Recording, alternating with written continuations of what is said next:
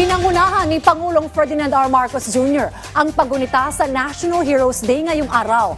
Dito kinilala ng Pangulo ang mga Pilipinong nagbuwis ng buhay para sa bansa, maging ang mga Pilipino sa kasalukuyang henerasyon. Yan ang ulat ni Kenneth Pasyente.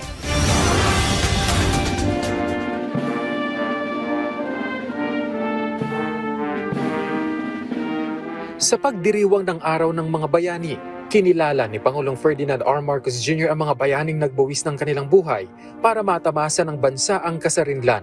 Hindi rin anya dapat makaligtaan ang mga bayaning hindi na isulat sa pahina ng kasaysayan, pero naging mitya ng paglaban para sa kalayaan.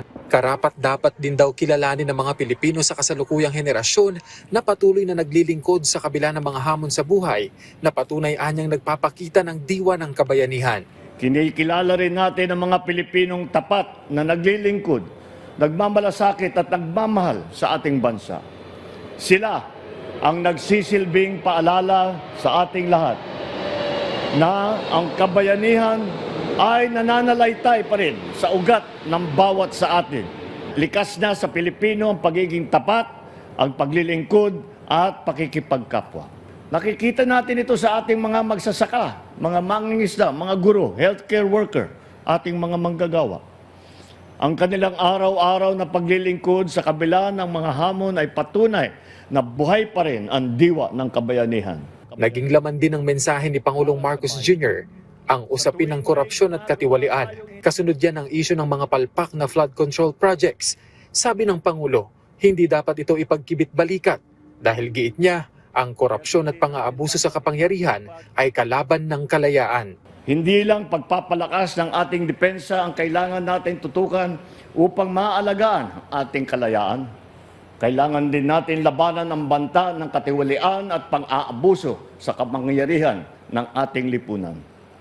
Dahil hindi lamang salapi ang kanilang ninanakaw, kundi pati ang kalusugan, pangarap at kinabukasan ng mga susunod na henerasyon na Pilipino. Kaya't hindi natin dapat ipagwalang bahala ang maliliit na panlilinlang sapagkat kung paulit-ulit, ito'y pinapalampas natin. Unti-unti nitong sinisira ang ating lipunan nang hindi natin namamalayan. Paniniguro ng Pangulo, may mananagot sa lahat ng lumutang na irregularidad. Pananagot din namin ang lahat ng sangkot sa anomalya at katiwalian. Ilalabas natin ang buo at pawang katotohanan at titiyakin natin hindi na mauulit ang kawalan ng respeto at malasakit sa taong bayan. Kaya't magtulong-tulong tayo upang labanan ng korupsyon, labanan ng pag-aabuso sa tungkulin, labanan ang pagyurak sa ating karapatan.